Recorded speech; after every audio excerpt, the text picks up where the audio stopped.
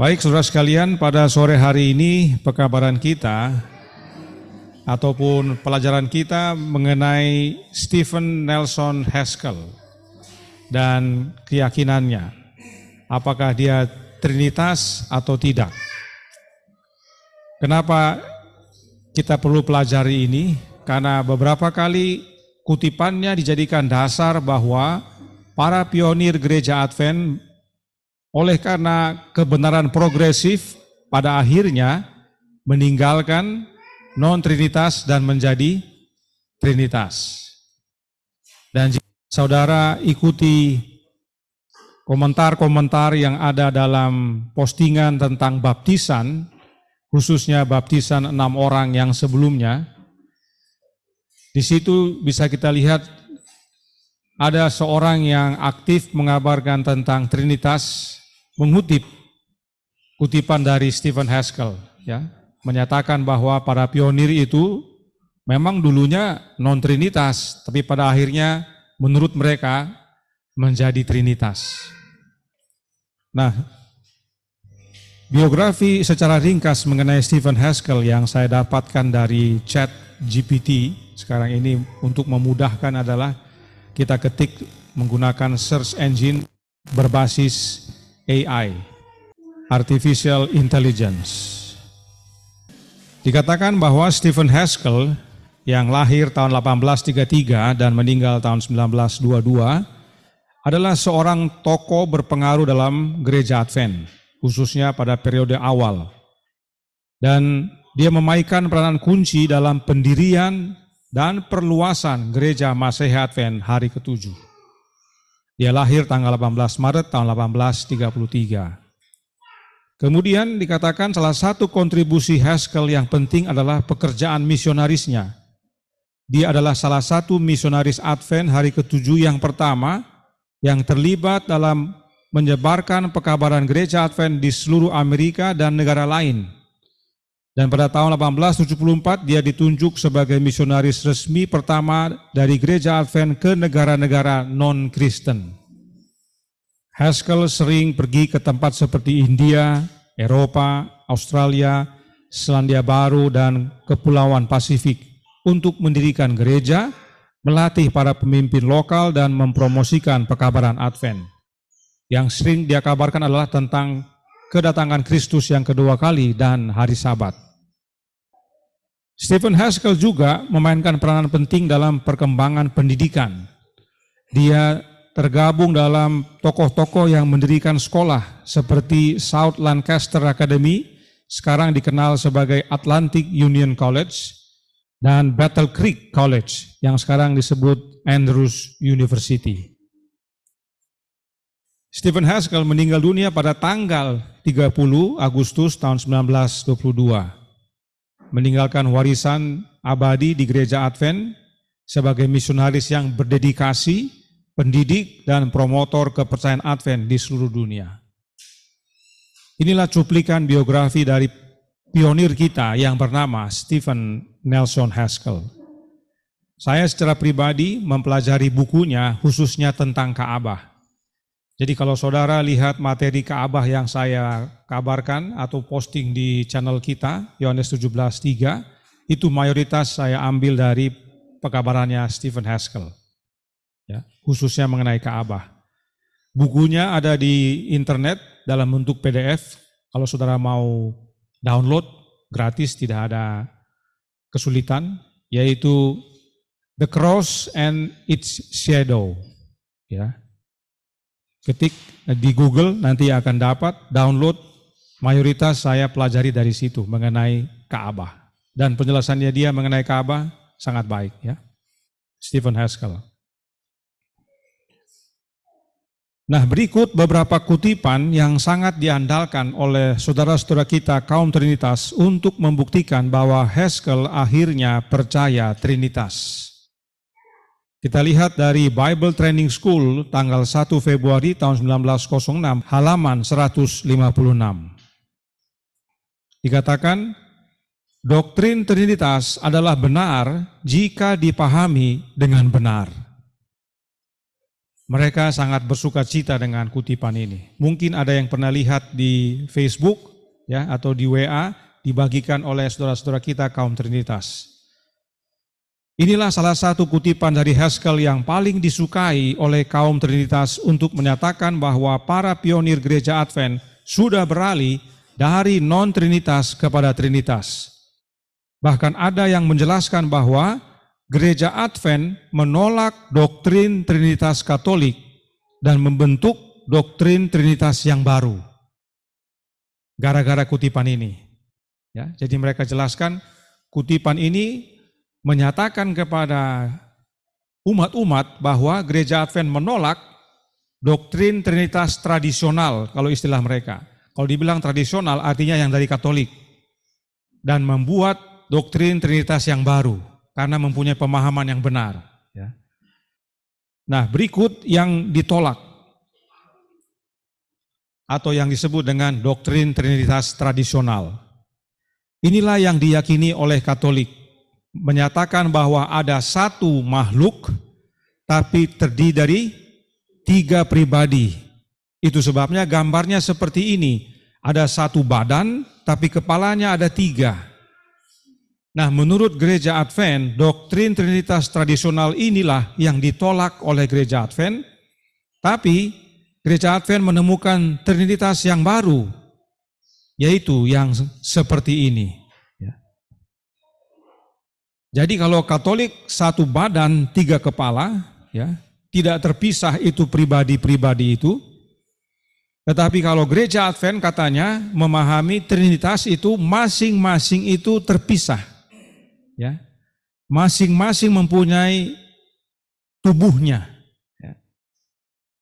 Itu sebabnya gambarnya ada Bapa, Anak, dan Roh Kudus yang adalah seringkali digambarkan seperti merpati. Sementara Katolik tidak, satu badan 3 kepala. Sebab Bapa, Anak, dan Roh itu terhubung ya, dengan itu bagan segitiga itu. Itu sebabnya kalau kita ingat lagi pembahasan kita sebelumnya tentang obrolan kebenaran, kita bahas bagan ini bukan? Ya. Kalau kita lihat kotak yang sebelah kanan yang ditandai dengan warna merah, itulah yang dianggap sebagai Trinitas baru oleh gereja Advent. Dan kutipan dari Stephen Haskell dijadikan dasar untuk doktrin Trinitas yang baru tersebut. Apakah bagan yang orang Advent gambar tersebut dapat disebut Trinitas? Tentu tidak. Ya, kita sudah pelajari. Bagan tersebut adalah Triteisme. Ya. Jangan lupa, jangan lamban mendengar. Bagan yang sebelah kanan itu yang digambar oleh orang Advent, ya saya tidak bilang gereja Advent, karena gereja Advent sudah jelas gambarnya adalah segitiga yang sama dengan Katolik. Tapi orang-orang Advent dalam gereja punya pemahaman beda-beda. Salah satunya adalah yang seperti itu. Bahwa katanya kita punya Trinitas itu, katanya mereka, kami punya Trinitas, itu beda dengan Katolik. Kalau Katolik satu tubuh, 3 kepala, kalau kami 3 tubuh, masing-masing, ya. Dan ketiganya itu menjadi satu Allah. Mereka tidak sadar, mereka sedang mengajarkan Triteisme. Dan itu oleh karena tidak mengerti, hanya ikut-ikutan. Dan tidak heran, banyak dalam gereja Advent yang mengertinya Triteisme, bukan Trinitas. Bagi mereka, Trinitas itu sama dengan Triteisme. Nah, ini dia, ya. Jadi karena berusaha membuat yang berbeda dengan Katolik, karena tidak mau sama dengan Katolik, mereka akhirnya jatuh kepada doktrin yang salah. Doktrin Triteisme, yang salah kepada yang salah. Ya. Oleh sebab itu menggunakan kutipan Haskell sebagai dasar Trinitas baru adalah salah. Lalu apa yang dimaksudkan oleh Haskell? Mari kita baca selengkapnya. Karena seringkali yang mereka kutip hanya ini. Doktrin Trinitas adalah benar jika dipahami dengan benar. Ini adalah kalimat pembuka. Selengkapnya adalah yang sebelah kiri. Yang sebelah kiri ini adalah cuplikan selengkapnya. Dia hanya perikop kecil dalam artikel ataupun dalam terbitan majalah periodik yang disebut Bible Training School. Jadi tulisan perikop-perikop kecil, dan perikop ini diberi judul Union atau persekutuan atau persatuan. Dan yang dikutip hanya bagian atasnya saja. Ya, sama seperti kaum Trinitas mengutip, dalam Yesus ada hidup yang asli, tidak dipinjam, tidak diperoleh dari orang lain. Hanya itu toh. Tidak dijelaskan apa yang dimaksudkan oleh roh nubuat. Kemudian juga oknum ketiga dari kealahan, ya, atau pribadi ketiga dari kealahan yang dapat mengalahkan dosa sebagai kuasa ilahi. Hanya itu toh, tidak dijelaskan ke bawahnya, tidak dilihat apa penjelasan roh nubuat tentang kalimat itu. Hal yang serupa terjadi dengan ini. Oleh karena itu kita perlu baca kalimat di bawahnya, karena ini kalimat pembukanya. Mari kita baca selengkapnya, mungkin agak kecil, mudah-mudahan bisa dibaca. Pada halaman 156, ini tahun 1906, perlu diingat juga tahunnya. Karena kita akan lihat beberapa catatan dari Haskell di tahun-tahun sebelumnya. Ini tahun 1906. Haskell berkata dalam perikopnya ini, doktrin Trinitas adalah benar jika dipahami dengan benar. Mereka satu dalam alamiah, satu dalam tujuan, dan begitu sempurna persatuan itu sehingga Kristus berkata, Aku dan Bapa adalah satu. Segala sesuatu yang Bapa punya adalah aku punya. Sebab itu aku berkata, Ia akan memberitakan kepadamu apa yang diterimanya daripadaku. Pada waktu itulah kamu akan tahu bahwa aku di dalam Bapa-Ku dan kamu di dalam aku dan aku di dalam kamu. Supaya mereka semua menjadi satu sama seperti Engkau, ya Bapa, di dalam aku dan aku di dalam Engkau. Agar mereka juga di dalam kita. Supaya dunia percaya bahwa Engkaulah yang telah mengutus aku. Aku di dalam mereka dan Engkau di dalam aku, supaya mereka sempurna menjadi satu, agar dunia tahu bahwa Engkau yang telah mengutus aku dan bahwa Engkau mengasihi mereka sama seperti Engkau mengasihi aku. Tidak ada penalaran manusia yang dapat menjelaskan kesatuan ini.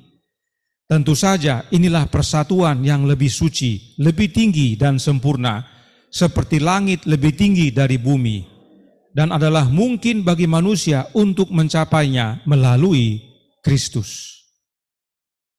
Dari perikop yang berjudul Union ini atau kesatuan ini, Haskell menjelaskan apa makna Trinitas.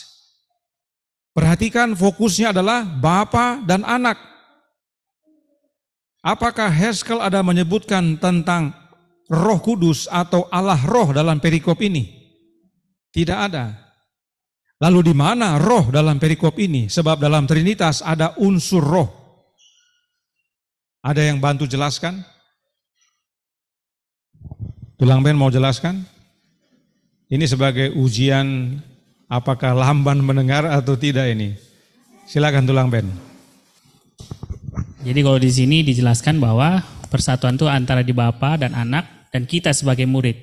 Kenapa kita saya katakan roh? Karena kita memiliki roh Kristus. Roh Kristus itu dalam kita sehingga kita satu dengan Bapa dan Anak. Demikian, Bang. Terima kasih. Singkat, padat dan jelas. Tapi ada sedikit yang perlu ditambah. Ada yang mau coba tambah? Silakan Saudara Wilson. Itu dalam kalimat situ dia mengutip, pada waktu itulah kamu akan tahu bahwa aku di dalam Bapa-Ku dan kamu di dalam aku dan aku di dalam kamu. Jadi yang ada persatuan hanya Bapa dan anaknya, dan kita itu bersatu bersama mereka seperti pembahasan tadi siang. Kalau dari saya lebih memilih pada kata supaya mereka sempurna menjadi satu. Karena dalam kesempurnaan itu kita bisa ada di dalam Bapa melalui Anak itu karena apa? Kita dipersatukan oleh Roh Yesus yang sudah memeteraikan kita. Roh Bapa yang diberikan kepada Yesus dan kirim kepada kita umat manusia. Sehingga kita boleh masuk dalam apa?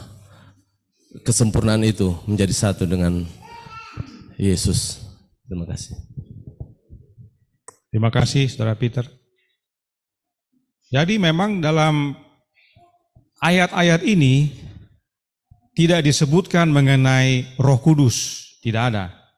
Tetapi kalau kita ingat pekabaran yang telah disampaikan mengenai Yohanes pasal 14, kita tahu bahwa Yesus sedang menjelaskan kepada para muridnya bagaimana Bapa dalam dirinya dan dirinya dalam Bapa. Yang mana itu merupakan pola untuk kita. Bila mana kita menerima penolong yang lain itu, yang adalah rohnya dia sendiri, rohnya Yesus itu. Ya, jadi pada waktu kita baca ayat-ayat ini, kita langsung mengerti bahwa kalaupun tidak disebut, tetapi Yesus dalam Bapa dan Bapa dalam Yesus oleh kehadiran rohnya Bapa. Dan rohnya Bapa itu dapat menjadi bagian kita melalui anaknya. Makanya pada waktu itulah katanya Yesus, kamu akan tahu bahwa aku dalam Bapa dan aku dalam kamu, kamu dalam aku. Yaitu oleh kehadiran roh itu. Nah inilah yang disampaikan oleh Haskell sebagai Trinitas yang benar. Jika dipahami dengan benar, inilah yang dimaksudkan oleh Haskell. Bahwa persatuan itu adalah Bapa dan anaknya di dalam roh Bapanya. Inilah persatuan kudus yang Haskell maksudkan. Kemudian ada kutipan berikut ini yang juga sering digunakan oleh kaum Trinitas sebagai bukti bahwa para pionir kita beralih dari non-Trinitas kepada Trinitas. Masih dalam Bible Training School, tapi ini tahun 1907. Tadi 1906, ini 1907. Halaman 94, Haskell menuliskan. Wahyu 19 ayat 10, 22 ayat 9 dan 10. 2 kali Yohanes dilarang menyembah malaikat ini. Bapa, Anak, dan Roh Kudus adalah satu dan menerima penyembahan. Masing-masing mewakili semua anggota lain dari Trinitas. 1 Yohanes 5 ayat 7, Yohanes 10 ayat 30, Yohanes 5 ayat 23, Mazmur 139 ayat 7 sampai 13, Lukas 1 ayat 35. Gabriel hanyalah seorang malaikat yang membawa pesan dari Trinitas sorga yang agung dan tidak dapat menerima penyembahan. Nah, kutipan ini kutipan andalan mereka, ya. Karena di sini sudah beberapa kali disebut Trinitas, ya. Dan dinyatakan betul bahwa Bapa, Anak, dan Roh Kudus menerima penyembahan. Nah, ini dia. Masing-masing mewakili anggota lain dari Trinitas. Gabriel membawa pesan dari Trinitas sorga yang agung. Nah, ini dia. Mereka sangat bersuka cita dengan kutipan ini dan membagikan kepada banyak orang. Membuktikan bahwa para pionir kita bukanlah non-Trinitas pada akhirnya. Nah, oleh karena itu, supaya kita mengerti lagi apa yang dimaksudkan oleh Haskell, sama seperti yang tadi, ya. Yang tadi Haskell bilang apa? Doktrin Trinitas itu benar asal dipahami dengan benar. Tapi yang dia jelaskan mengenai apa? Bapa dan anaknya yang bersatu oleh kehadiran rohnya Bapa. Ya. Kita baca ayat-ayat yang dicantumkan. Kita tidak baca Wahyu 19 dengan Wahyu 22 karena itu tentang Gabriel melarang Yohanes menyembah dia. Ya. Kita baca yang 1 Yohanes 5 ayat 7 sampai 1 Lukas 1 ayat 35. Mari kita ikuti ayat-ayatnya. Apa yang dikatakan oleh ayat-ayat ini? Dan kenapa dikutip oleh Haskell? Yang pertama 1 Yohanes 5 ayat 7. Sebab ada 3 yang memberi kesaksian di dalam sorga, Bapa, Firman, dan Roh Kudus. Dan ketiganya adalah satu. Ayat ini sering disebut dengan koma Johanneum. Ayat ini sudah kita bahas dan sama sekali tidak membuktikan Trinitas. Bahkan gereja Advent yang sekarang ini melalui institusinya, yaitu BRI, Biblical Research Institute, yang dikendalikan di bawah GC, menyatakan yang berikut ini tentang ayat ini. 1 Yohanes 5 ayat 7. Penulisnya adalah Angel Manuel Rodriguez. Dia katakan begini, Trinitas adalah doktrin Alkitabiah dan Anda dapat mengkhotbahkannya Tapi sebaiknya Anda tidak menggunakan teks ini atau ayat ini. Jadi gereja Advent melarang untuk menggunakan 1 Yohanes 5 ayat 7 untuk mengabarkan apa? Trinitas. Tetapi banyak orang sampai sekarang masih menggunakannya. Bahkan para pendeta sekalipun. Tetapi mereka tidak tahu gereja Advent melarang. Kenapa dilarang? Salah satunya adalah Erasmus. Erasmus ini menerjemahkan perjanjian baru ke dalam, bukan menerjemahkan, apa istilahnya ya? Menerbitkan. Saya ulangi ya. Erasmus menerbitkan perjanjian baru dalam bahasa Yunani menurut versinya. Ya, kalau kita di Indonesia saja ada 3 versi minimum. Versi terjemahan baru, versi terjemahan bahasa sehari-hari, lalu versi terjemahan Modern Bible. Semua bahasa Indonesia, tapi sesuai versinya. Nah, Erasmus menerbitkan Alkitab Perjanjian Baru menurut versinya dalam bahasa Yunani.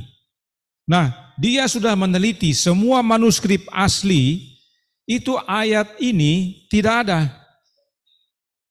Dalam manuskrip asli Alkitab Perjanjian Baru dalam bahasa Yunani, bahasa asli tulisan Perjanjian Baru, 1 Yohanes 5 ayat 7 tidak ada. Dan itu diterima oleh para sejarawan teologia. Itu sebabnya tidak bisa digunakan, gereja Advent terima itu. Karenanya dibilang jangan gunakan ayat itu untuk mengabarkan Trinitas. Karena keabsahan keberadaannya dalam Alkitab tidak ada. Ya. Tetapi sayangnya masih digunakan. Oleh karenanya seandainya Haskell masih hidup sekarang, dia akan temukan ini. Pada zaman itu dia belum tahu dan dia gunakan untuk menyatakan ada Trinitas yang disebut Trinitas Sorga. Ya. Jadi menggunakan ayat ini sebagai dasar Trinitas tidak valid. Meskipun saat itu Haskell masih menggunakan. Tidak apa-apa. Tapi kita lihat ayat berikutnya. Ayat berikutnya adalah Yohanes 10 ayat 30 yang dia gunakan juga dalam kutipan sebelumnya. Yang berkata, aku dan Bapa adalah satu. Adakah ini berkata tentang Trinitas? Sama sekali tidak, ya. Dan bahkan dalam Alkitab tidak ada satu ayat pun yang berkata, Roh Kudus dan Bapa adalah satu. Ada? Tidak ada. Atau Yesus dan Roh Kudus adalah satu. Juga tidak ada.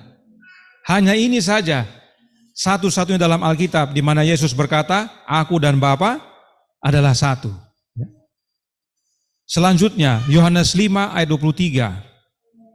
Supaya semua orang menghormati anak sama seperti mereka menghormati Bapa. Barang siapa tidak menghormati anak, ia juga tidak menghormati Bapa yang mengutus dia. Adakah unsur Trinitas dalam ayat ini? Tidak ada. Dengan jelas Yesus berkata, kalau orang menghormati anak, maka mereka menghormati Bapa. Tidak hormat kepada anak, tidak hormat kepada Bapa. Hanya 2. Berikutnya, Mazmur 139 ayat 7 sampai 13.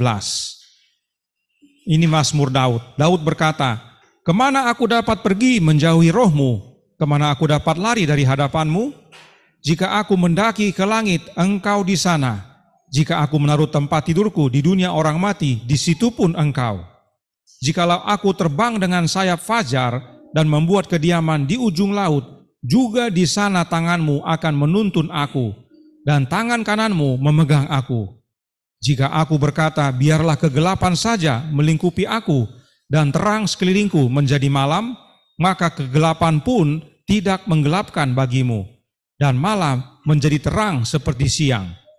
Kegelapan sama seperti terang, sebab Engkaulah yang membentuk buah pinggangku, menenun aku dalam kandungan ibuku. Jika kita perhatikan, roh yang dimaksudkan adalah rohnya Tuhan dalam huruf besar. Sebab Daud saat ini sedang berbicara kepada Tuhan dalam huruf besar. Siapakah Tuhan dalam huruf besar? Bapa, yaitu Jehovah. Karenanya Daud menyatakan bahwa rohnya Bapa itu sama dengan kehadirannya. Dia katakan, kemana aku dapat pergi menjauhi roh-Mu? Sebab roh Bapa itu adalah kehadiran Bapa di mana-mana. Omnipresent, hadir di mana-mana.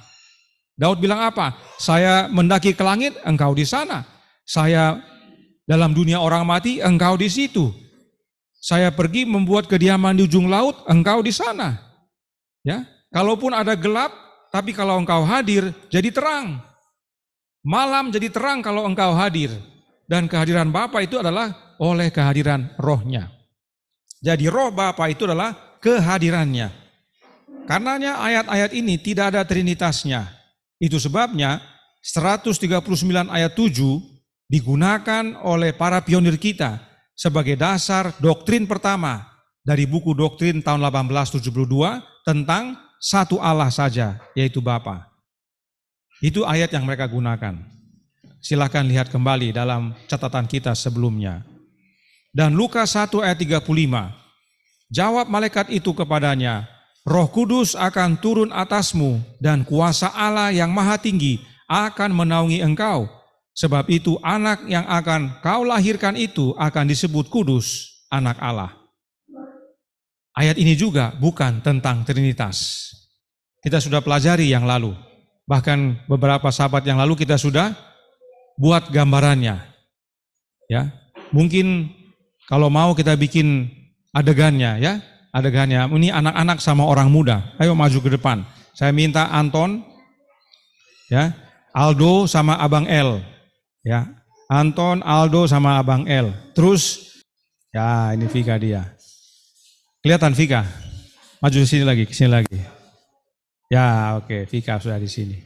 Nah, sekarang maju sini lagi. Oh, ke sini lagi, ke sini lagi, ke sini, dekat lagi. Oh, sini aja di sini. Ya, jangan takut-takut. Kita mau buka ke doktrinitas ini, jangan takut-takut, jangan malu-malu. Oke? Sekarang yang berikutnya aktor kita, Gabriel. Aktor Gabriel. Gabriel duduk situ. Ini Gabriel ini dia. Ini sekarang ya anak-anak sama orang muda perhatikan ini. Bagaimana doktrin Trinitas itu membingungkan, ya. Anton ini kita andaikan sebagai Allah Bapa. Anton ini Allah Bapa.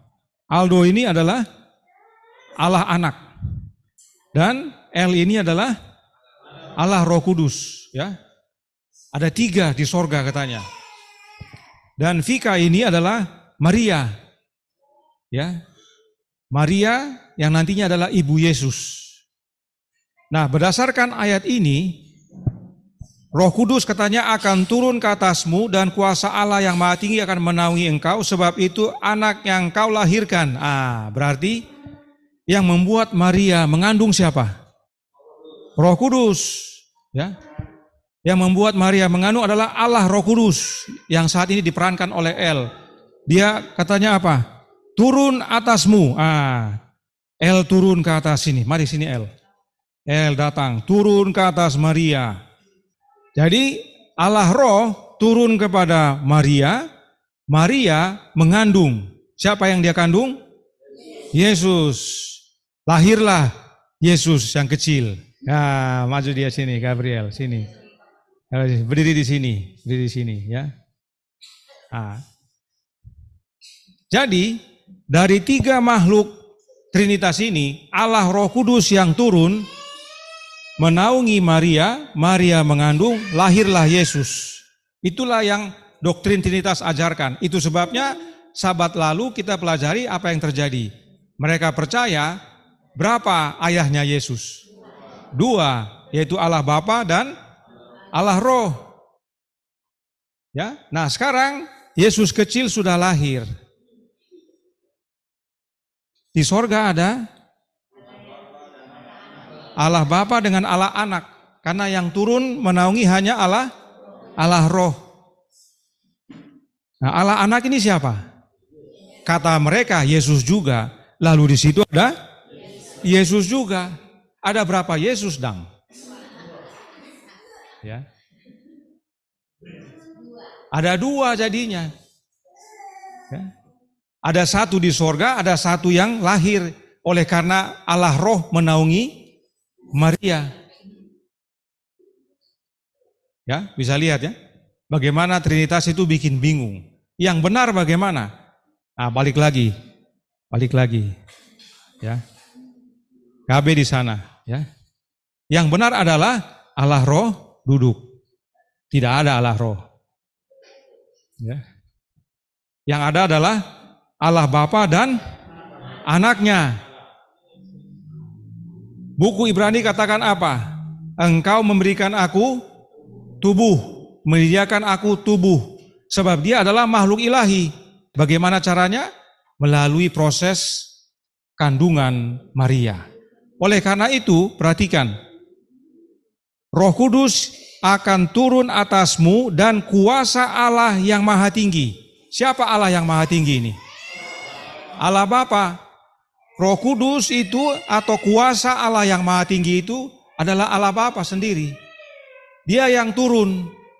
Dia yang turun kepada Maria. Supaya oleh kuasanya itu anak Allah yang adalah ilahi dapat dibungkus dengan kemanusiaan sehingga dia masuk ke dalam kandungan, ya, dalam kandungan oleh kuasa Bapanya. Oleh kuasa Bapanya, anaknya itu masuk dalam kandungannya Maria supaya dibungkus. Keilahian dibungkus oleh kemanusiaan. Bapa menyediakan tubuh bagi anaknya supaya pada waktu lahir, mana? Yesus kecil sini. Pada waktu lahir, anak Allah yang tadinya sepenuhnya ilahi sudah dibungkus dengan kemanusiaan. Ini yang Alkitabiah. Bukan yang seperti tadi yang doktrin Trinitas ajarkan. Anak-anak, orang muda mengerti? Ya, puji Tuhan. Silakan duduk kembali. Terima kasih. Turut berpartisipasi. Ya. Kita tidak bisa mengerti prosesnya. Itu hanya gambaran. Nanti pada waktu kita berjumpa dengan Bapa dan anaknya, mereka akan jelaskan rencana keselamatan itu. Karena itulah pelajaran kita di masa kekekalan. Tetapi demikianlah gambaran ringkasnya. Bahwa kuasa Allah Bapa lah yang membuat Maria mengandung. Yang membuat anaknya dapat dikandung oleh manusia yang berdosa. Ilahi dengan manusia berdosa tidak bisa bersatu. Tapi oleh karena kuasa Bapa, dia bisa. Bapa sediakan tubuh bagi anaknya melalui kandungan Maria. Dan lahirlah Yesus. Makanya tidak ada dua Yesus, cukup satu. Tapi doktrin Trinitas tanpa mereka sadari, karena mereka hanya terima-terima, mereka tidak tahu bahwa mereka telah menciptakan dua Yesus. Ya. Jadi kutipan tadi yang berkata mengenai Bapa, Anak, dan Roh Kudus menerima penyembahan, lalu ada Trinitas surga yang agung, tidak dapat dijadikan dasar Trinitas sesuai dengan pemahaman tradisional atau yang dikeluarkan oleh Gereja Katolik. Ayat-ayat yang digunakan tidak mengabarkan Trinitas dan bahkan tidak digunakan oleh Gereja Advent yang sekarang. Sayangnya Haskell sudah meninggal. Kalau dia ada, pasti dia belajar dan dia dapati, wow, salah saya gunakan istilah Trinitas. Karena nanti kita akan lihat kenapa dia gunakan istilah itu. Ya. Berbeda yang dia pahami dengan yang diimani oleh Gereja Advent yang sekarang ini. Kemudian kutipan berikutnya, masih tahun 1910, halaman 13 dikatakan, jelaslah bahwa Roh Kudus adalah salah satu dari Tritunggal dan sepenuhnya mewakili Allah dan Kristus dan Trinitas dan muncul dalam wujud atau bentuk apapun atau tanpa wujud atau bentuk sebagai jawaban terbaik dari tujuan Allah. Dari fakta-fakta ini, meski ada ayat-ayat yang tidak sesuai, tapi nyata bahwa Haskell sepertinya telah menerima doktrin Trinitas. Kenapa saya bilang sepertinya? Karena nanti akan kita lihat fakta selanjutnya. Tapi perhatikan kalimat atau paragraf sebelum daripada kalimat ini. Ya, artinya masih dalam artikel yang sama. Kita lihat yang sebelumnya, dia katakan begini. Meskipun Roh Kudus memiliki suatu kepribadian dan dilambangkan sebagai suatu kecerdasan, namun hal itu dibicarakan sedemikian rupa sehingga kita tidak dapat memahami kepribadiannya. Bentuk pasti dari kepribadiannya tidak diungkapkan dalam Alkitab. Dalam Kisah Para Rasul 2, 3, dan 4, itu dilambangkan sebagai lidah terbelah. Dan dalam ayat 17 dan 18, itu dilambangkan sebagai suatu pengaruh. Di dalam Alkitab, itu dikatakan terlepas dari semua kepribadian. Di tempat lain, ia direpresentasikan sebagai pribadi. Di tempat lain, sebagai lidah api yang terbelah.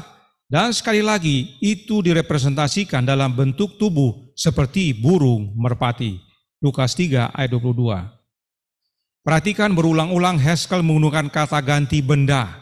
Ya, menggunakan kata ganti benda untuk Roh Kudus. Dalam bahasa Inggris dia bilang it is atau it's. Dalam bahasa Indonesia terjemahannya menjadi itu. Ya. Kalau Roh Kudus memang adalah oknum lain, bahkan dia adalah oknum ilahi, berarti Haskell sudah tidak sopan. Masa Roh Kudus disamakan dengan benda, ya? Karena dia menggunakan kata ganti benda dalam kutipan ini. Itu sebabnya jika kita lihat dari beberapa kutipan, kita perlu memahami bahwa Haskell dan para pionir gereja mula-mula, termasuk Uriah Smith, menggunakan istilah Trinitas hanya sebagai istilah kolektif untuk Bapa, Anak, dan Roh Kudus, tanpa harus memikirkan Trinitas Katolik atau tradisional yang saat ini gereja Advent modern juga yakini. Jadi pada saat mereka menggunakan istilah Trinitas, itu lebih kepada ada Bapa, Anak yang bersatu, yang dipersatukan oleh Roh. Karena Bapa dalam Anak, Anak dalam Bapa oleh kehadiran Roh Bapanya. Ada 3 unsur yang bersatu, tapi ada 2 makhluk saja, yaitu Bapa dan Anaknya. Mereka gunakan itu, tapi dengan pemahaman yang berbeda. Itu sebabnya kalau kita perhatikan dari awal tadi penjelasannya, tidak ada sama sekali untuk meninggikan akan Roh itu sendiri. Bahkan dia mengutamakan Bapa dan Anaknya. Jadi istilah Trinitas yang digunakan adalah bersifat kolektif, menyatakan adanya 3 unsur. Ingat kembali penjelasan Haskell dalam perikop ini yang tadi, yang di awal, yang cukup panjang ini. Saat kita baca penjelasannya, Trinitas yang Haskell maksudkan berbeda dengan yang tradisional. Itu sebabnya istilah Trinitas digunakan Haskell adalah untuk menyatakan ada 3 pribadi yang saling berhubungan, yaitu Bapa, Anak, dan Roh. Kita percaya Roh Kudus adalah pribadi, benar? Benar, tapi bukan pribadi berbeda, yaitu pribadi Bapa dan Anak. Karenanya Bapa dan Anak dipersatukan oleh pribadinya mereka sendiri. Ya. Kenapa bisa demikian? Karena memang Haskell awalnya bukan Trinitas, dia non-Trinitas. Mari kita baca beberapa penjelasan dari buku yang dia tulis tentang Daniel dan Wahyu. Dia ada tulis 2 buku. Yang pertama adalah The Story of Daniel the Prophet tahun 1901 dan The Story of the Seer of Patmos tahun 1905. The Seer of Patmos ini tentang Wahyu, yaitu tentang Yohanes yang kekasih. Nah, tentang kedua buku ini, White tuliskan surat kepada Edson dan Willie. Dikatakan begini, ini adalah saran yang saya berikan kepada Ketua Haskell yang menghasilkan buku yang dia terbitkan. Kebutuhan tersebut tidak dipenuhi oleh buku ini. Adalah ide saya untuk menyatukan kedua buku itu, Wahyu mengikuti Daniel, untuk memberikan penjelasan yang lebih lengkap tentang pokok-pokok yang dibahas dalam Daniel. Tujuannya adalah untuk menyatukan buku-buku ini, menunjukkan bahwa keduanya berhubungan dengan perihal yang sama. Sebab memang Daniel dan Wahyu memberikan pekabaran yang sama. White mau itu digabung, jangan dipisah. Ya, 1 tahun 1901, tahun 1905.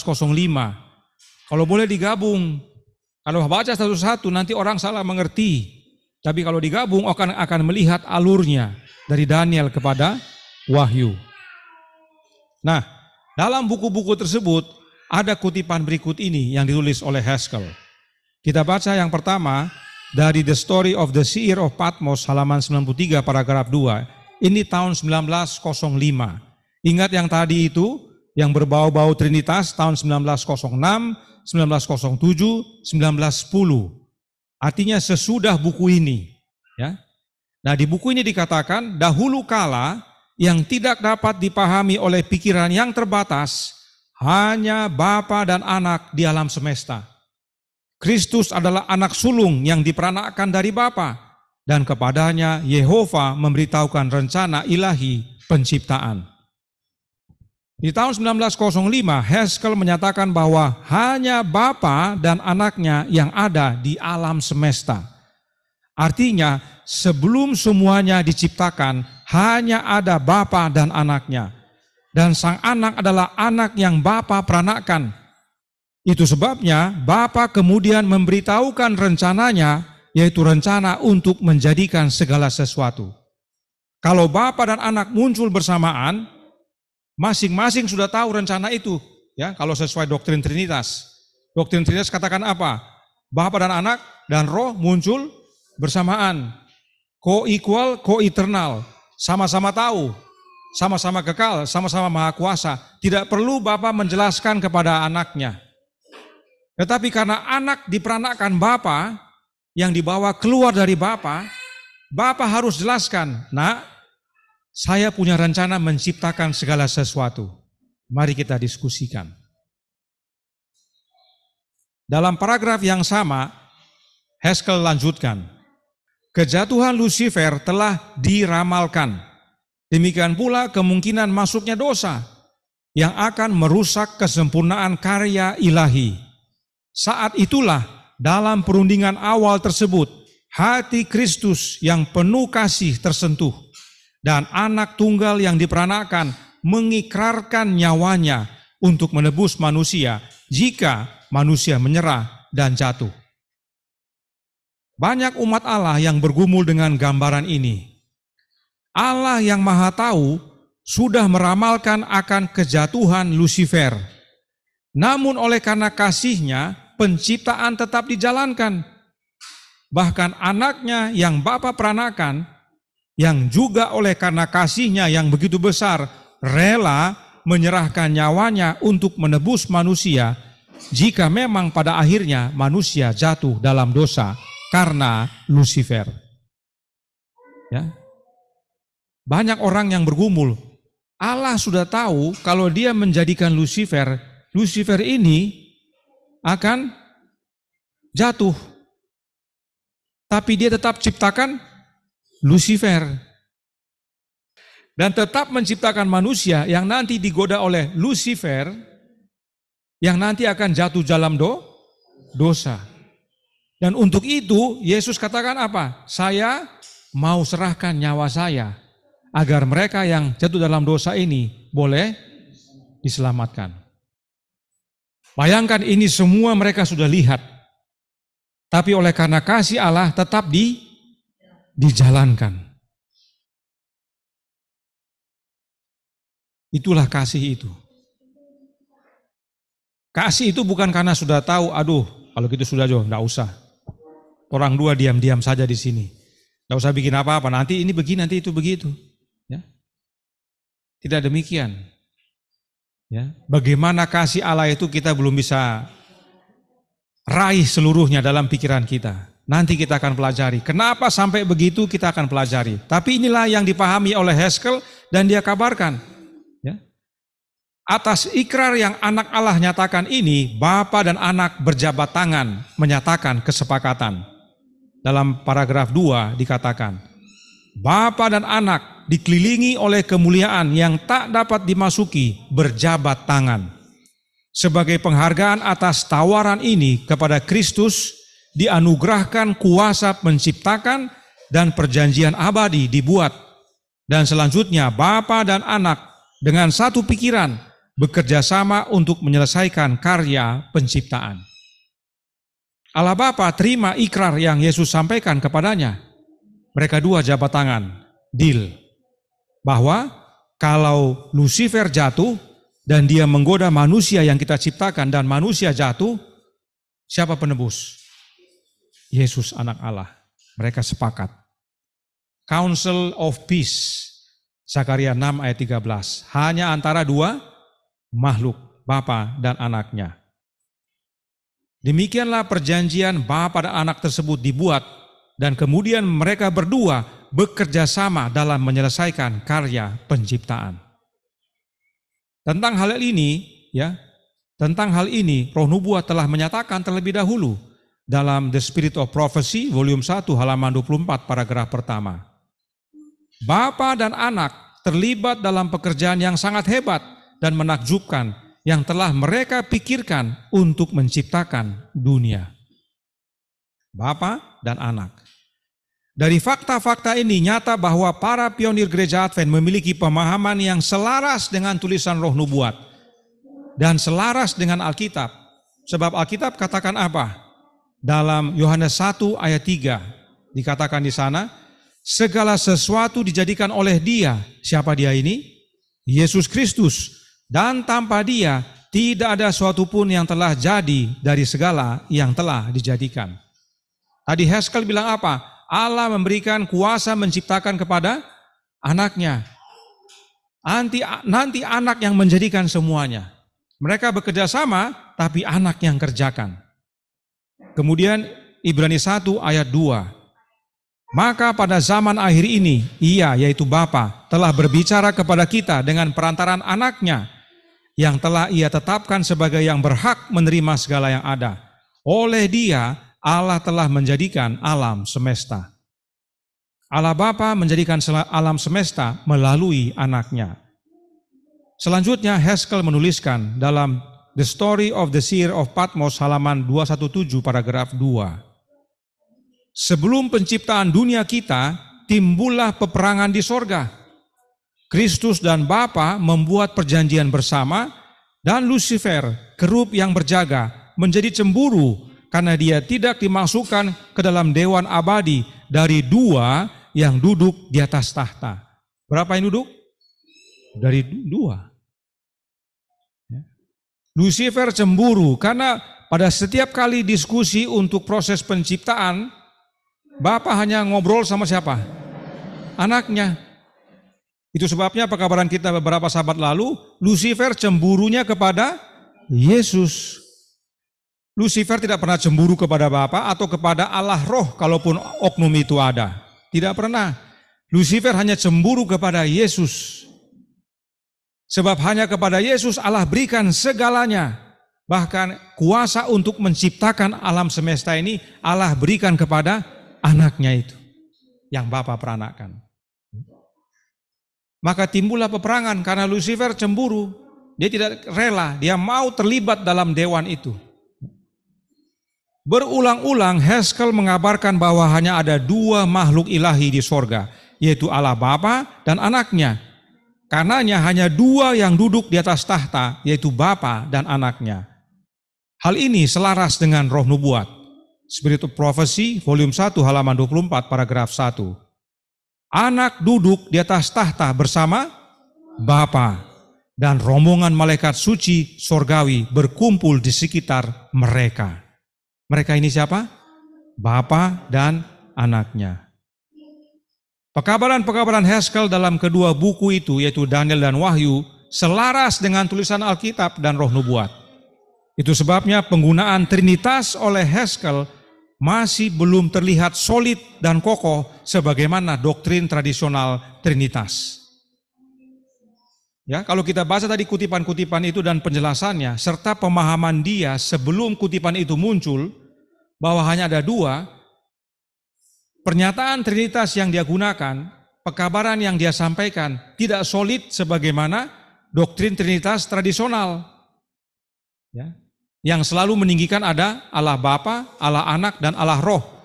Ketiganya adalah satu. Tidak sedikit pun kita baca dalam penjelasannya dia. Kalaupun dia menggunakan kata Trinitas, tapi konsep tiga adalah satu dan satu adalah tiga, tidak dinyatakan.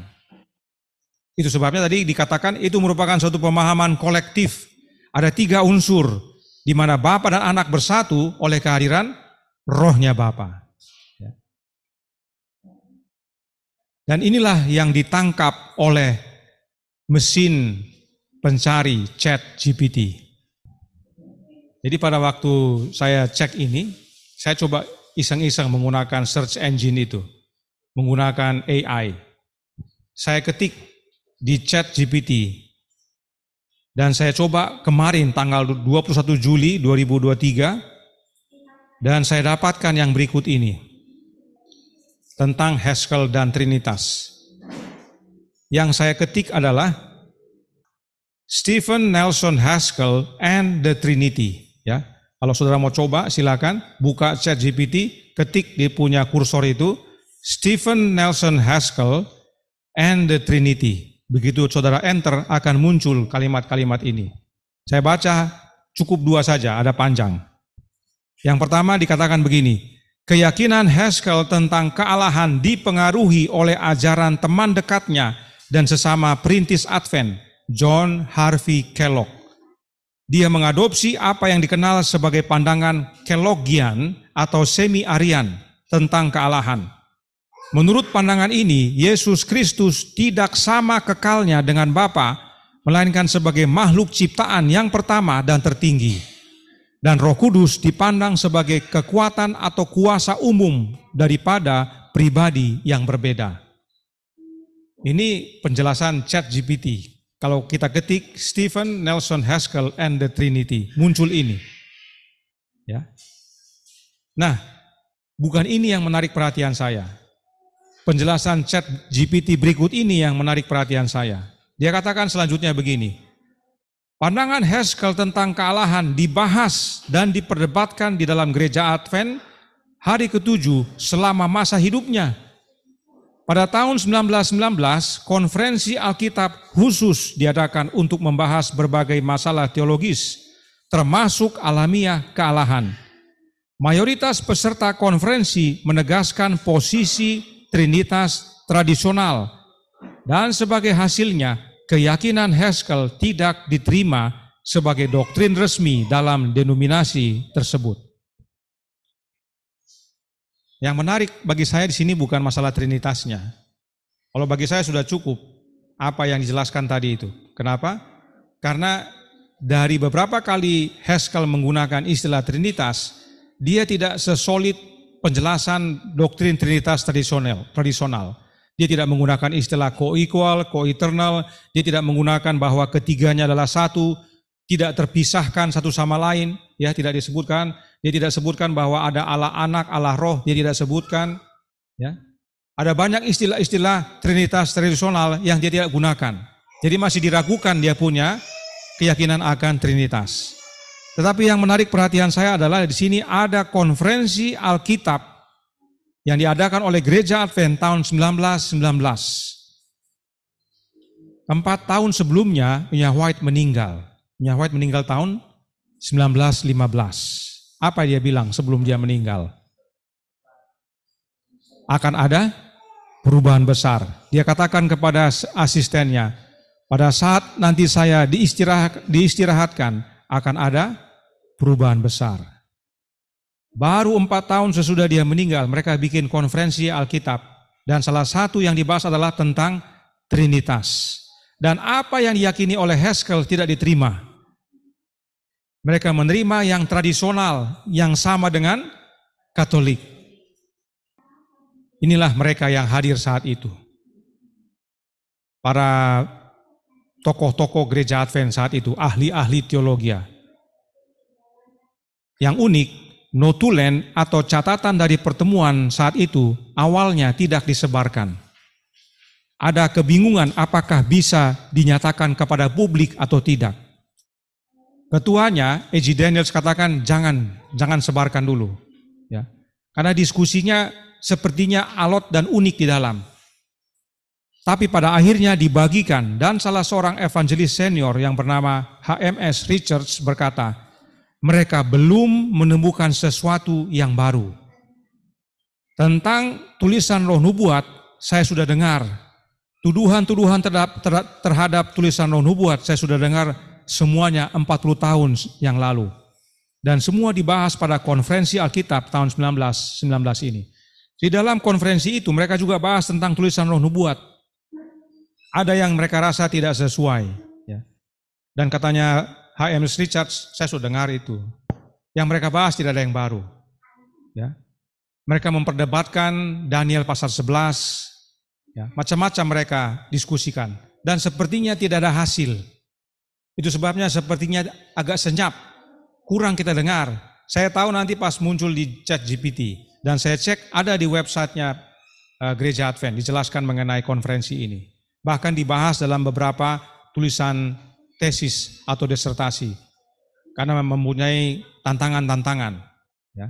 Nanti kita akan coba pelajari jika ada waktu, karena banyak yang kita akan baca. Bahkan dalam laporan itu dikatakan, Willie Clarence White, anaknya White yang terpercaya, yang kalau hadir, berarti apa? Tidak hadir. Kalau dia hadir, dia akan bisa membantu menjawab semua kebingungan itu. Tapi pada konferensi itu, Willie White tidak hadir. Apapun itu, keyakinan Haskell akan Trinitas masih belum jelas dari fakta-fakta yang ada. Karenanya menggunakan kutipan-kutipan Haskell sebagai bukti bahwa para pionir beralih dari non-Trinitas kepada Trinitas bukanlah dasar yang kuat. Jangan gunakan itu. Oleh sebab itu, untuk mencari dasar yang kuat, lebih baik pelajari Alkitab dan tulisan Roh Nubuat. Dan dari cara belajar Alkitab dan Roh Nubuat yang Nyonya White berikan kepada kita, hasilnya jelas bahwa Trinitas tidak Alkitabiah. Oleh sebab itu, kiranya melalui pekabaran singkat ini, pelajaran singkat ini, boleh menjadi berkat dan motivasi bagi kita untuk uji segala sesuatu dan peganglah yang baik. Tuhan memberkati, saya bawa dalam nama Yesus. Amin. Ada yang mau menambahkan atau bertanya? Mudah-mudahan bisa kita bahas. Ada waktu sedikit. Yang di Zoom juga silakan kalau ada mau tambahan atau bertanya, silakan. Ya, terima kasih Brother Wilmore. Oh, silakan Bang. Selamat sabat Bang. Ya, selamat sabat semua. Kesan saya, ya saya sebut kesan lah. Kesan saya setelah mendengar dari awal tadi, sebenarnya Haskell itu tidak berbicara Trinitas seperti Trinitas yang ada sekarang. Saya nggak tahu ya, orang-orang kan bisa berpendapat dalam membuat suatu tetapi apa yang dia maksud ialah dia mau melukiskan solid Trinitas yang diajarkan itu, di mana sesolid itulah persatuan antara Bapa, Anak, dan kita dan muridnya. Kira-kira seperti itu saya tangkap. Saya nggak tahu yang lainnya. Jadi sebenarnya kalau saudara-saudara kita penganut Trinitas mengambil itu menjadi pijakan mereka atau pegangannya di dalam mempertahankan doktrin Trinitas, sangat groundless, tidak berdasar. Itu saya sebutkan ya. Kenapa saya sebutkan itu? Sebenarnya dia tidak bicara Trinitas di dalam kalimat tadi. Karena di bawah dijelaskan itu apa artinya tiga yang dia sebutkan gitu. Nah, kalau kita mengerti akan hal ini, tentu kita tidak perlu bingung atau merasa bahwa seolah-olah ada kekuatan dari saudara-saudara kita penganut Trinitas. Sebenarnya nggak ada. Cuma ya menjadi kasihan atau mirisnya bagi kita ialah kasihan kita lihat mereka menggunakan hal seperti itu untuk sesuatu yang benar-benar tidak ada dasar Alkitab dan Roh Nubuatnya. Kira-kira itu komentar saya. Terima kasih Brother Wilmore. Terima kasih Bang Fabrizio. Satu observasi yang menambahkan pengertian yang baik ya. Jadi benar sekali, dia menggunakan kalimat atau kata Trinitas itu untuk menyatakan suatu kesolid ya, suatu bentuk ikatan yang kokoh, yang solid, yang tidak terpisahkan. Sebab kalau kita baca tadi satu alamiah, ya kan kita katakan satu tujuan. Kalau kita baca Roh Nubuat katakan apa? Satu roh, ya, satu karakter, ya. Bapa dan Anak itu satu, yaitu bukan satu tubuh, tapi satu alamiah, yaitu alamiah ilahi, satu roh, satu tujuan, satu karakter. Nah, itu dia. Itu tidak mungkin dipisah. Kalau dipisah itu mereka sudah bukan satu lagi. Ya. Jadi terima kasih Bang Fabrizio. Ada yang lain? Terima kasih Pak Wil untuk kesempatan. Jadi sama dengan Ellen G. White, Ellen G. White juga pernah menulis tentang Trinitas, tapi bukan menjelaskan tentang Trinitas seperti sekarang. Ada satu, saya cari-cari tapi belum dapat. Dia bilang Trinitas untuk dia gunakan untuk kata cinta akan dunia. Ya itu seperti begitu, tapi dia gunakan kata Trinitas. Jadi itu sama juga yang sudah dijelaskan oleh saudara Fabrizio tadi, bagaimana untuk mau menjelaskan dia punya keeratan, tapi tidak untuk menjelaskan Trinitas. Baru hal yang kedua, doktrin Trinitas di zaman itu sudah doktrin populer. Jadi sangat mudah bagi untuk menggunakan terminologi yang digunakan pada saat itu untuk menjelaskan beberapa hal yang berhubungan dengan Trinitas yang ada kesamaan dengan Trinitas. Tapi dia tidak pernah gunakan itu. Dan dari penjelasan tadi tidak ada koneksi antara Trinitas sekarang dengan Trinitas yang dia tidak ada koneksi kan tadi. Memang dia bilang Trinitas, tetapi tidak ada koneksi atau tidak ada hubungan antara Trinitas yang dipercayai sekarang dengan Trinitas yang dia maksudkan. Sama dengan Ellen G. White. Ellen G. White tuliskan Trinitas. Ya, Brother Eric dari Malaysia, dari Sabah ada bantu ini. But beware of that which the old writers called the world's trinity, the lust of the flesh, the lust of the eyes, and the pride of life. Surat nomor 43 tahun 1898 paragraf 25. Ya, itu kutipan yang saya mau cari, tapi saya lihat-lihat di postingan saya tidak ada. Tetapi itu maksudnya itu contoh bagaimana Haskell menggunakan Trinitas, tapi bukan untuk menjelaskan Trinitas untuk percaya kepada Allah Trinitas, bukan. Tetapi dia mau menjelaskan seperti dasarnya seperti yang saudara Fabrizio tadi sudah katakan, untuk menjelaskan bagaimana kesamaan antara tiga atau keterkaitannya. Baru yang ketiga, doktrin dasar Gereja Masih Advent yang ke-7 pada tahun Haskell hidup adalah doktrin dasar non-trinitas. Jadi sekiranya kalaupun dia mau menjelaskan tentang trinitas seperti trinitas yang diajarkan Gereja Advent sekarang, dia akan dianggap pengajar yang tidak benar karena mengajarkan doktrin trinitas dalam Gereja Advent non-trinitas. Ya, kita mungkin menyadari bahwa seperti Gereja Advent sekarang bisa jadi masih ada yang ada percaya yang di luar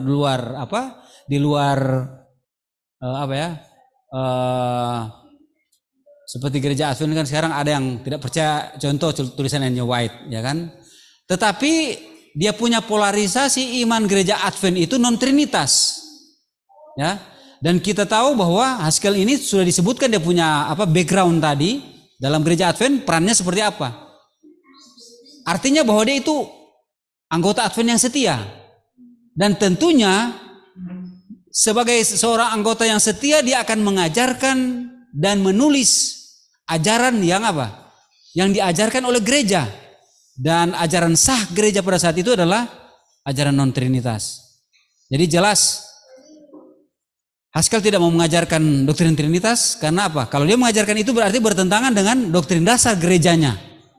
Bertentangan. Itu sama dengan anggota atau seorang muslim, dia mengajarkan Yesus di masjid. Itu sama. Seorang anggota gereja yang setia, Gereja Advent yang setia, mengajarkan doktrin Trinitas dalam gereja non-trinitas, itu tidak mungkin.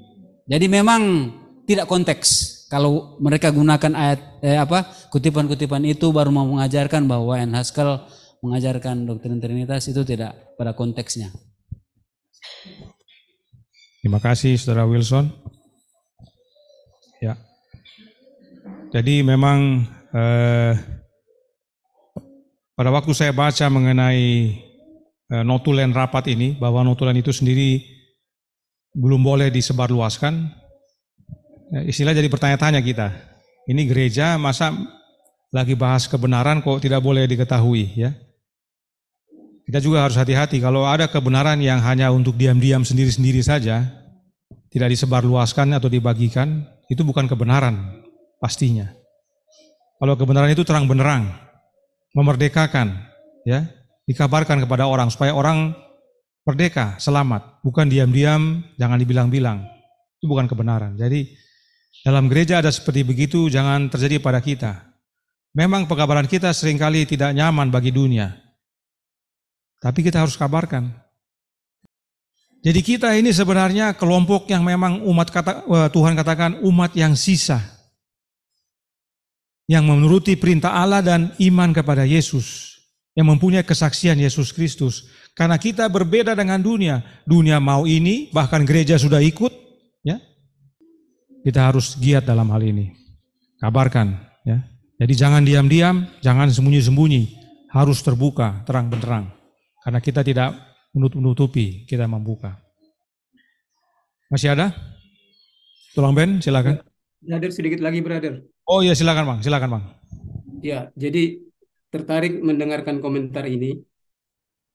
Kalau sudah ada aniaya kan justru kita bersyukur itu. Itu pertanda Yesus sudah mau datang.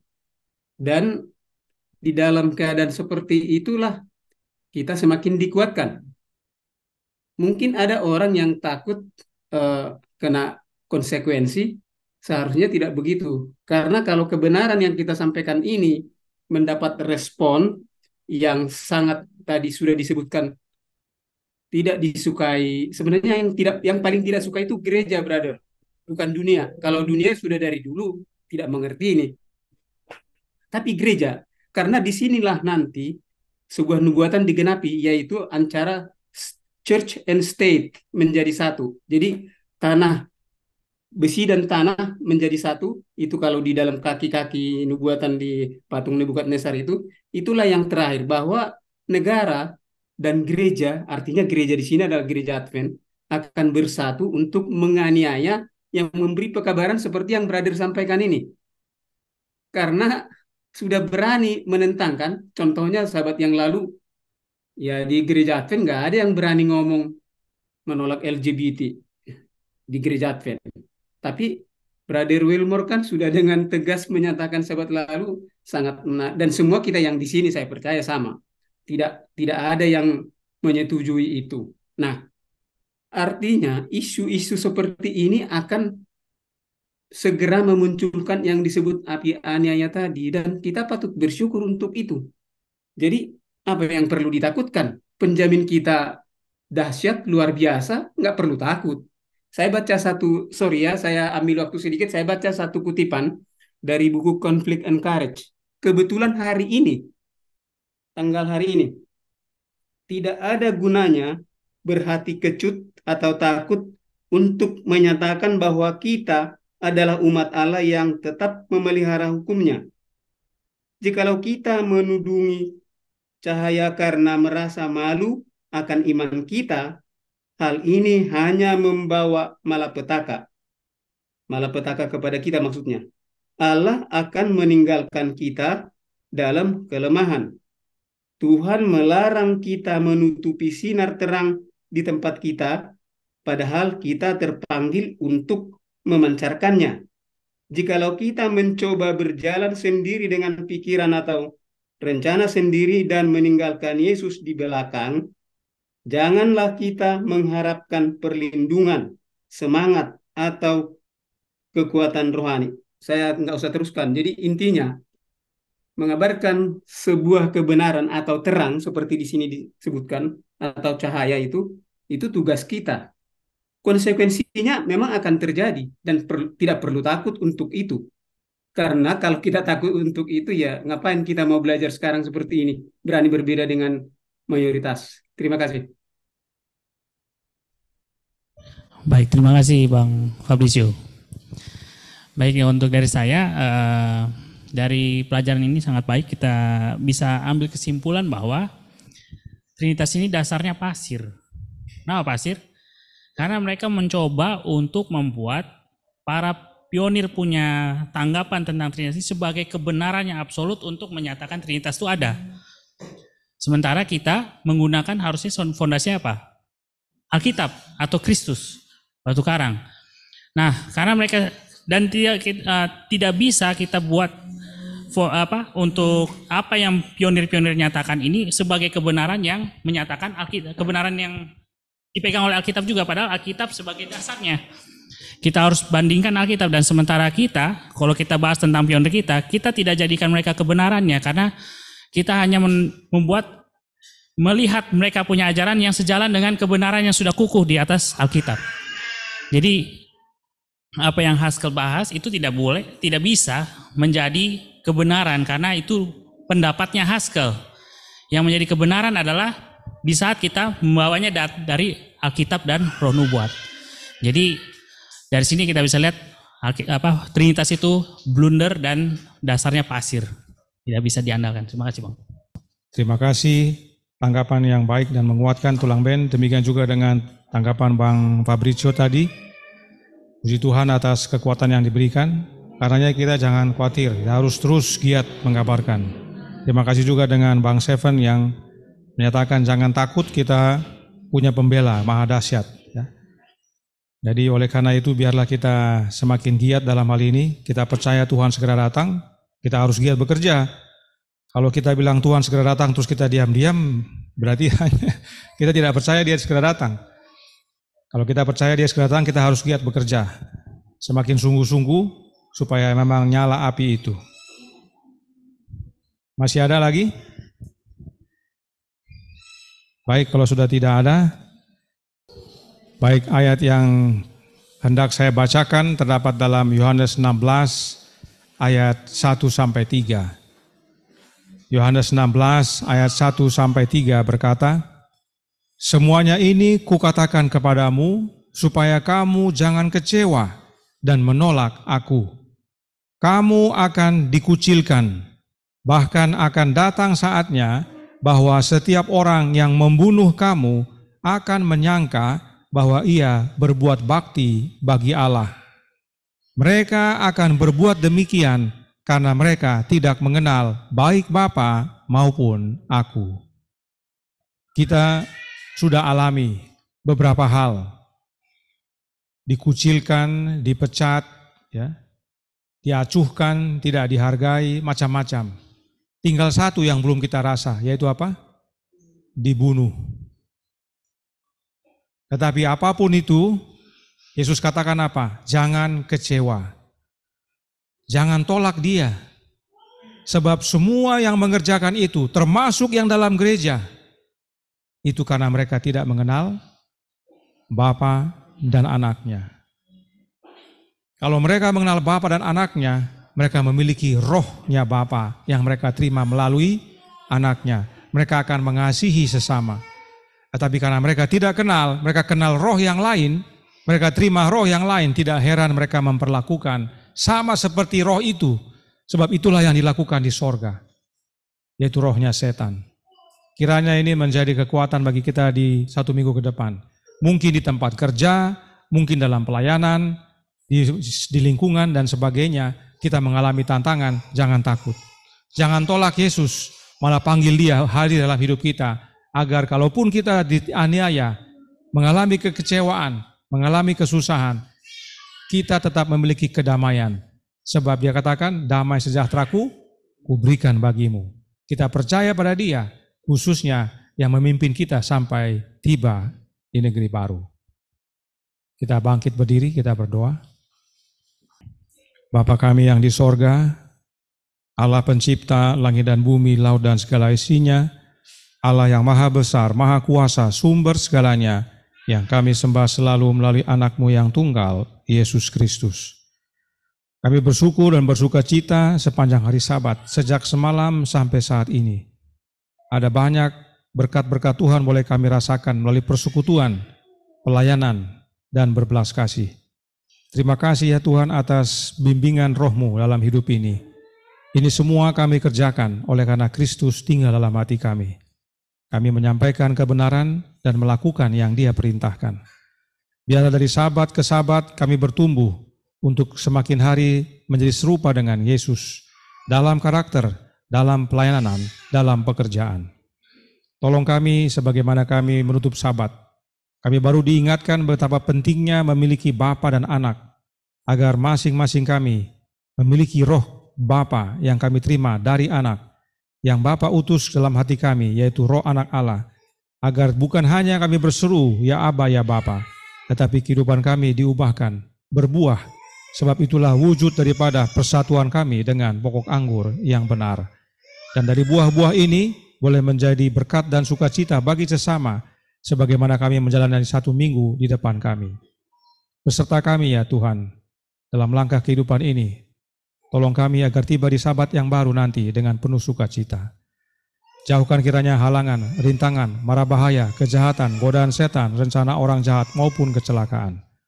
Peliharakan kami yang ada di Timika, demikian juga yang ada di tempat lainnya, yang telah hadir melalui media Zoom, dimanapun mereka berada, berserta keluarganya, jaga dan pelihara. Dan jadikan kami saksimu dimanapun berada, agar pekabaran kebenaran ini semakin meluas, sebab kami percaya Yesus datang segera. Kami serahkan hidup ini kehendak-Mu yang jadi, ampun kami akan dosa dan salah, karena kami berdoa hanya dalam nama Anak Allah yang tunggal, Yesus Kristus, yang adalah Tuhan dan Juru Selamat kami. Amin.